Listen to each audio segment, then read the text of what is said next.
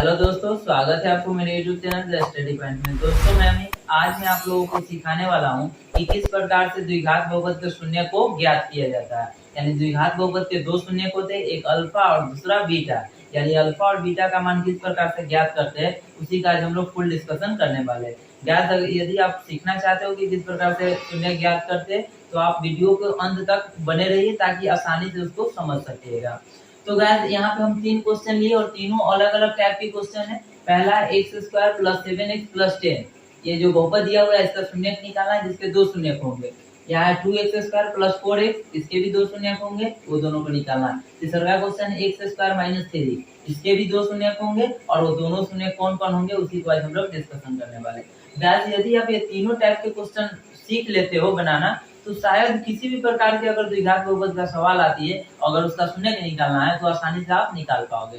तो गाइस सबसे पहले हम लोग जानेंगे कि द्विघात बहुपद का व्यापक रूप क्या होता है, यानी उसका जो फॉर्म जो होता है किस फॉर्म में वो लिखा होता है। तो यहाँ पे हम लिख दे रहे हैं द्विघात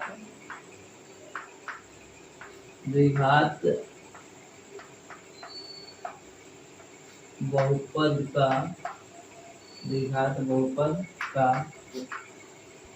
व्यापक रूप। द्विघात बहुपद का व्यापक रूप क्या होता है? ax square plus bx plus c। यानी कहने का मतलब है एक्स स्क्वायर के जो गुणांक होता है, यानी पीछे वाला जो होता है वो a का मान होता है, x के गुणांक को b कहा जाता है, यानी x के गुणांक यानी x के पीछे वाले का मान क्या होता है? b का मान होता है, और इधर जो बच जाता है वो किसका मान होता है? c का मान होता है। तो चलिए गाइस हम लोग सबसे पहले पहला क्वेश्चन का डिस्कशन करते हैं। यानी पहला क्वेश्चन है, पहला क्वेश्चन है x square plus 7x plus 10, यानी x square plus 7x plus 10। इसका जो है हम लोगों को शून्य ज्ञात करना है, यानी दो शून्य होंगे। हम लोग जानते हैं जितना बहुपद का घात होता है उतना इसका शून्य होता है। इसमें सबसे बड़ी घात कितना है? 2, इसलिए इसका शून्य भी कितने होंगे? 2 होंगे। वो भी कौन कौन? एक अल्फा होगा, दूसरा क्या होगा? बीटा होगा। तो गाइस यहाँ पे क्या करेंगे, सबसे पहले इसको समझने का प्रयास करते हैं कि जब भी हम लोग देखेंगे कि उसमें तीनों फॉर्म, यानी वैसा क्वेश्चन जो उसके व्यापक रूप पर मिलता हो। व्यापक रूप कहने का मतलब उसमें a का भी मान हो, b का भी मान हो और c का भी मान हो। यहाँ पे देख लीजिए एक्स स्क्वायर के पीछे कितना छुपा हुआ? 1, मतलब कुछ भी नहीं रहता है तो वहां पे हम लोग मानकर चलते हैं कि कितना होगा? 1 होगा। तो यहाँ पे समझ जाएगी क्या होगा? 1। एक्स के पीछे कितना होगा? 7 है, यानी जो b का मान होगा, और इधर जो बच जाता है वो किसका मान होता है? c का मान होता है। जब व्यापक रूप के पूरा मतलब कि उसमें मान हो व्यापक रूप में, यानी a b c तीनों जब मान दिया जाए तो उसको हम लोग कैसे सॉल्व करेंगे उसी को समझते हैं। तो गाइस ऐसा जब भी सवाल आ जाएगा तो उसमें हम लोग गुणनखंड करेंगे। गुणनखंड विधि से जो है इसके शून्य की मान ज्ञात करेंगे। तो गुणनखंड करने का तरीका क्या है कि एक्स स्क्वायर के पीछे का जो गुणांक होता है, यानी a जो होता है, a को जो है c से गुणा करना है। देख लीजिए एक्स स्क्वायर के पीछे a होता है और इधर का मान क्या होता है? c।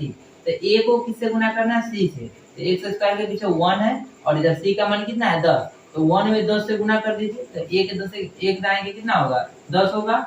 1 में 10 से गुणा करेंगे तो कितना होगा? 10। अब क्या करेंगे, गुणा करने पर जो गुणनफल प्राप्त होगा उसको हम लोग गुणनखंड करेंगे, उसको तोड़ेंगे, क्योंकि गुणनखंड विधि से उसको बनाया जा रहा है। तो तोड़िएगा तो क्या टूटेगा? 2 से लग जाएगा, 2 बचे 10। फिर इसको लगाइएगा ज्यादा से ज्यादा तो 5 से लगेगा और 1 मतलब में।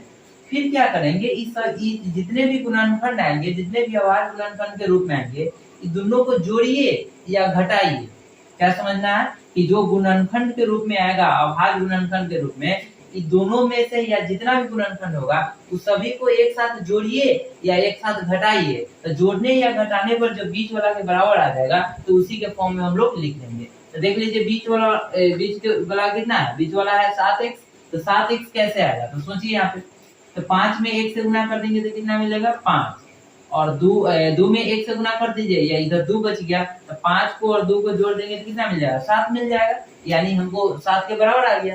तो क्या हम यहाँ पे सोचे कि 5 एकम 5, तो इसका काम हो गया, और इधर बच गया 2, तो 5 और 2 को क्या करेंगे? जोड़ देंगे, तब ना 7 मिलेगा। अब ऐसा कुछ नहीं होगा कि प्रत्येक क्वेश्चन में जोड़ा ही जाएगा। यहाँ पे हमको एक रूल मिला है कि 5 और 2 को जोड़ेंगे तो 7 मिलेगा, और कहीं घटाने की नौबत आएगी तो घटाएंगे भी। और यहाँ पे एक कंडीशन भी होता है कि अगर दो संख्या को जोड़ते हैं या घटाते हैं, आप पुनः उन दोनों संख्या को जब गुना कराएंगे तो a और c के गुणनफल के बराबर आना चाहिए। तो देख लीजिए 5 में 2 से गुना कराएंगे तो कितना आ जाएगा 10, और प्लस प्लस कितना आ जाएगा प्लस, यानी 10 जो होगा प्लस में होगा। उसी प्रकार यहाँ देखिए 1 में जब 10 से गुना कराया तो कितना आया 10, तो ई वाला और ई वाला क्या आ गया बराबर आ गया। तो जब जोड़ने या घटाने पर जो होगा उसका गुणनफल होगा या उसका जो योगफल होगा या दोनों का जो सम होगा वह किसके बराबर आना चाहिए, वह जो है ए और सी के गुणनफल के बराबर आना चाहिए। तो यहाँ पे हम लोग इसको आसानी से लिख सकते हैं। देखिए जब इसको सॉल्व करेंगे हल करेंगे तो क्या लिख सकते हैं, समझ गए। इसको हम इरेज कर देते हैं, इरेज करते रहे। चलिए अब इसको गुणनखंड के रूप में तोड़िएगा तो क्या लिखाएगा, एक्स स्क्वायर प्लस 7x को क्या लिख सकते हैं 2x प्लस 5x। 2 और 5 को जोड़ लेंगे तो कितना आ जाएगा 7x, और 2 और 5 को गुना कराएंगे तो कितना आ जाएगा 10, यानी 1 में 10 से गुना कराया तो 10 आ गया, दोनों बराबर आ गए। और इधर कितना है 10, इसको 10 लिख लीजिए। अब इसमें क्या करेंगे कि दोनों में देखेंगे कॉमन क्या निकलने वाला है, कॉमन यानी उभयनिष्ठ।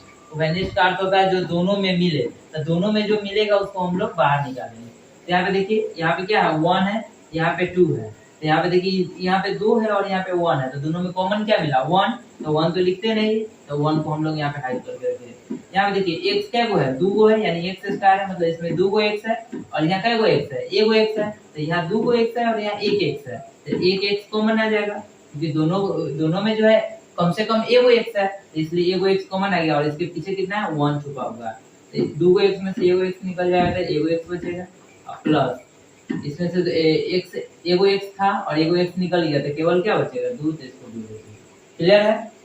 अब यहाँ पे देखेंगे दोनों में कॉमन, तो यहाँ भी प्लस है यहाँ भी प्लस है, तो इसमें प्लस कॉमन ले लीजिए। फिर उसके बाद देखेंगे यहाँ पे 5 है और यहाँ पे 10 है, तो 5 के पहाड़ा में 10 आता है, यानी दोनों में से क्या कॉमन निकल जाएगा 5 कॉमन निकल जाएगा। 5 दूनी 10, तो इसमें भी 5 कॉमन आ गया, और इसमें 5 से कम 5, तो केवल 5 कॉमन आएगा। और यहाँ देखिए यहाँ x है लेकिन इसमें x नहीं है, तो x कॉमन नहीं आएगा, तो कॉमन नहीं आएगा तो इधर क्या बचेगा x, प्लस है तो प्लस रहेगा, और 5 से 10 क्या मतलब में कटेगा 2 मतलब में, यानी 5 दूनी कितना आ जाएगा 10। क्लियर है। अब यहाँ पे क्या करेंगे समझना है। अब यहाँ पे हम लोगों को करना क्या है कि यहाँ देखिए अब ये वाला x प्लस 2 और ये वाला x प्लस 2 दोनों में सेम सेम मिल रहा है, तो दोनों में सेम सेम मिल रहा है तो इसको भी कॉमन निकाल सकते हैं। तो देख लीजिए यहाँ भी x प्लस 2 है और यहाँ भी x प्लस 2 है, तो x प्लस 2 लिख लीजिए। तो x प्लस 2 दोनों में से कॉमन निकाल लिए, तो इसमें क्या बचेगा, इसमें बचेगा x और इसमें क्या बचेगा प्लस 5, यानी x प्लस 5 हो गया। क्लियर है।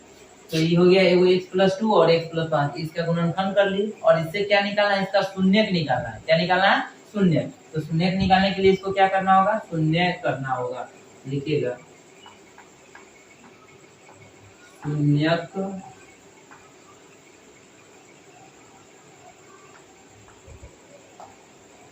करने पर, शून्य करने पर यानी दोनों को किसके इक्वल करना है 0 के इक्वल कर देना है, यानी x प्लस 2 जो हो जाएगा वो 0 के इक्वल हो जाएगा, और x प्लस 5 जो हो जाएगा वो 0 के बराबर आ जाएगा। यहाँ से x का मान निकालिएगा, प्लस 2 है उधर जाएगा तो क्या आ जाएगा -2, और यहाँ देख लीजिए यहाँ x प्लस 5 है उधर जाएगा तो -1। क्लियर है, -5 आ गया। तो देख लीजिए यहाँ पे जब इस द्विघात बहुपद को जब सॉल्व किए यहाँ पे 2 मान आया, एगो x का मान है -2 और एगो x का मान है -5, यानी यही उस बहुपद का क्या कहलाएगा शून्य कहलाएगा। क्लियर है। हम लोग जानते हैं कि द्विघात बहुपद के 2 शून्य, एक अल्फा और दूसरा बीटा। तो एक मान लेंगे अल्फा का मान होगा, दूसरा का क्या मान होगा बीटा का। तो नीचे लिख लीजिएगा अतः अल्फा का मान कितना मान लेते हैं, अल्फा का मान मान लेते हैं -2 तथा बीटा का मान कितना मान लेते हैं -5। यही आपका क्या आ गया आंसर आ गया। यानी इसका शून्यक निकालना था, तो शून्यक मतलब 2, एक अल्फा और दूसरा बीटा, तो अल्फा बीटा का मान निकल गया। क्लियर है। आशा करते हैं कि ये आप लोगों को समझ में आया है, और अगर दिक्कत है कहीं भी पॉइंट में अगर दिक्कत है तो वीडियो को आप लोग इसके मतलब कि उसको पीछे कीजिए और पीछे करके पुनः देखने का प्रयास कीजिए और समझने का प्रयास कीजिए। क्लियर है कि वो समझ में आ जाएगा। फिर हम लोग दूसरा क्वेश्चन का डिस्कशन करते हैं। दूसरा क्वेश्चन क्या है उसको देखिए।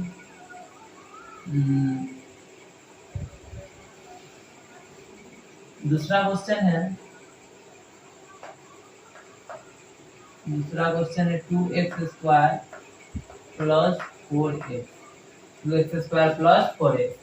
तो इसमें क्या करेंगे यहाँ पे समझिएगा, कि जब भी इस टाइप के अगर दो टर्म में अगर कोई सवाल दे दिया जाए, वो भी दो टर्म किसके किसके रूप में होना चाहिए, एक्स स्क्वायर और एक्स के रूप में, उसमें सी का मान नहीं होना चाहिए। जब ए का मान दिया रहे और बी का मान दिया रहे और सी का मान न दिया रहेगा, तब उसको हम लोग कैसे सोल्व करते हैं, देख लीजिए। एक्स स्क्वायर के पीछे ए का मान होता है, तो ए का मान दिया हुआ, एक्स के पीछे बी का मान दिया होता है, यानी तो बी का मान दिया हुआ, तो बी का मान 4 हो गया और ए का मान 2 हो गया। तो जब ए का मान और बी का मान दिया रहेगा, तो अब उसका अगर शून्य निकालना है तो उसमें क्या करते हैं, उसको समझते हैं। तो गाइस इस ऐसा जब भी सवाल मिलेगा, तो ऐसे सवालों में हम लोग सबसे पहले कॉमन निकालने के लिए सोचेंगे। तो कॉमन देख लीजिए, तो कॉमन यहाँ पे निकालने का प्रयास करेंगे, तो देख लीजिए इस दोनों में कॉमन क्या निकलेगा, तो कॉमन 2 निकल जाएगा, क्योंकि यहाँ 2 है, यहाँ 4 है, 2 के पारा में 4 आता है, तो कम से कम क्या आ जाएगा 2। यहाँ क्या एक्स है, 2 एक्स, और यहाँ पे कितने एक्स है, 1 एक्स है, तो दोनों में से एक एक्स भी कॉमन आ जाएगा। फिर उसके बाद देखिए जो बच गया उसको लिख लीजिए, 2 था तो 2 निकल गया, 2 को एक्स में से 1 एक्स निकल गया, तो क्या एक्स बच जाएगा, 1 एक्स बच जाएगा, प्लस 2 से ही 4 का मर्दर में कटेगा, 2 मर्दर में, तो 2 दूनी कितना हो गया 4, और 1 एक्स था, 1 एक्स निकल गया, तो अब इसमें कुछ नहीं बचेगा। तो देख लीजिए गुणनखंड के रूप में लिखा गया 2x into x plus 2, गुणनखंड के रूप में लिखा गया। और इसका हमको क्या निकालना है, शून्यक निकालना है। तो शून्यक निकालने के लिए इसको क्या करना होगा, शून्य करने पर, शून्य या शून्यक करने पर, तो शून्य कीजिएगा तो क्या आ जाएगा, 2x इज इक्वल टू 0, और एक हो जाएगा x plus 2 is equal to 0। यहाँ से मान निकालेंगे x का, तो x बराबर हो जाएगा 0.2, यानी x का मान कितना आ जाएगा, 0। 0 में किसी भी संख्या से गुना कीजिए या भाग दीजिए, उसका मान 0 आता है। फिर यहाँ से x का मान निकालिएगा तो प्लस 2 है, इधर कितना आ जाएगा, -2। तो देख लीजिए यहाँ पे x का मान 0 आ गया और दूसरा का मान क्या आ गया, -2, इसलिए इसको लिख सकते हैं।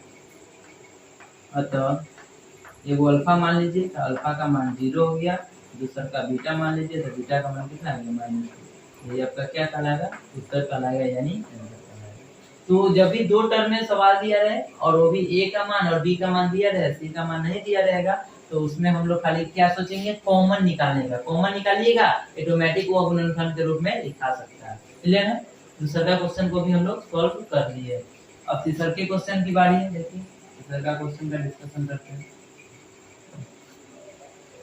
तो क्वेश्चन नंबर 3, क्वेश्चन नंबर 3 क्या कह रहा है, x square minus 3, x square minus 3, तो एक्स स्क्वायर माइनस 3 है। अब इसमें देखिए इसमें क्या हाइड किया हुआ है, एक्स स्क्वायर माइनस 3 में, यानी ए का मान भी दिया हुआ है और इधर अब इसमें एक्स न लगल है ना एक्स स्क्वायर लगा हुआ है, तो बिना जो चर पद का मान होता है, बिना चर पद लगा हुआ जो मान होता है वो किसका मान होता है, सी का मान होता है ऑटोमेटिक। तो ए का मान और सी का मान जब दिया रहेगा तो उसको कैसे सॉल्व करेंगे, उसी का हम लोग डिस्कशन करेंगे। इस क्वेश्चन में और इस क्वेश्चन में अंतर है, इसमें क्या है, ए का मान और बी का मान दिया हुआ है, सी का मान नहीं है, लेकिन इसमें ए का मान और सी का मान दिया हुआ है लेकिन बी का मान नहीं है। उसमें सी गायब था और इसमें बी गायब है, तो जब बी गायब रहता है तो उसको एकदम सिंपल मेथड से सॉल्व करेंगे, इसमें समय नहीं लगेगा। देखो इसको सॉल्व कीजिएगा तो क्या करना है, ध्यान देना, x square minus 3, x square minus 3, इसको सॉल्व कीजिएगा तो सर्वप्रथम इसको क्या कर लेंगे, जब भी ए का मान और सी का मान दिया रहेगा तो इसको शून्य कर लेंगे। सबसे पहले इसका क्या निकालेंगे, शून्य करने पर, शून्य करने पर मतलब कि जो ए का मान और सी का मान दिया रहेगा तो उसको फर्स्ट वर्क क्या हम लोग का रहेगा, पहला काम रहेगा कि उसका शून्य कर लेंगे। तो शून्य कर लीजिएगा तो एक्स स्क्वायर माइनस 3 बराबर क्या आ जाएगा, 0। एक्स स्क्वायर माइनस 3 बराबर 0। तो यहाँ पे देख लीजिए एक्स स्क्वायर माइनस 3 है, उधर चला जाएगा तो क्या आ जाएगा, प्लस 3। स्क्वायर जब हटती है तो उधर क्या चढ़ेगा, रूट। स्क्वायर हटेगा तो इधर क्या चढ़ता है, रूट चढ़ता है। और रूट जिस संख्या पर जाता है उसमें धन मान भी होता है और ऋण मान भी होता है, यानी प्लस का भी चिन्ह होता है और माइनस का भी चिन्ह होता है। तो देख लीजिए रूट 3, तो 3 तो बाहर नहीं निकलेगा, वो अंदर ही रह जाएगा। तो एक्स का मान क्या आ जाएगा, एगो प्लस में रूट 3 होगा और एगो एक्स का मान कितना होगा, एगो एक्स का मान होगा माइनस में रूट 2। क्लियर है। जब स्क्वायर हटता है तो बाहर वाली संख्या पर रूट चढ़ेगा और रूट का जो मान होता है वो धन में भी होता है और ऋण में भी होता है। एक्स का मान रूट 3 और एगो एक्स का मान माइनस रूट 3, इसी दोनों को अल्फा बीटा मान लीजिए, नीचे लिख लेंगे। अतः अल्फा बराबर या पहला लिख लेते हैं √3। इधर उधर लिख सकते हैं, अल्फा को बीटा, बीटा को अल्फा, इस तरह से बना सकते हैं। तो अल्फा बराबर √3 और बीटा बराबर क्या हो गया -√3। तो गाइस इस प्रकार से हम लोग तीनों क्वेश्चन को सॉल्व किए। यानी द्विघात बहुपद के जो शून्यक निकालने का मुख्यतः 3 टाइप के क्वेश्चन पूछे जाते हैं। अगर ये तीनों टाइप को अगर क्वेश्चन अच्छा से समझ में आ गया तो आप लोग किसी भी प्रकार के क्वेश्चन को सॉल्व आसानी से कर सकते हो, आसानी से, मतलब उसमें कोई समय नहीं लगेगा। तो गाइस यदि आपको यहाँ तक का वीडियो समझ में आ गया तो अच्छी बात है, नहीं आया है तो फिर से वीडियो को क्या करो, शुरू करो और अच्छी से बारीकी से उसको समझने का प्रयास करो। आशा करता हूँ कि वीडियो आप लोगों को समझ में आ जाएगा, यानी यह द्विघात बहुपद का शून्यक निकालना आ जाएगा। तो गाइस यदि आपको वीडियो अच्छा लगा है तो वीडियो को लाइक कीजिए, कमेंट कीजिए और अपने दोस्तों के साथ शेयर कीजिए। तब तक के लिए धन्यवाद। जय हिंद।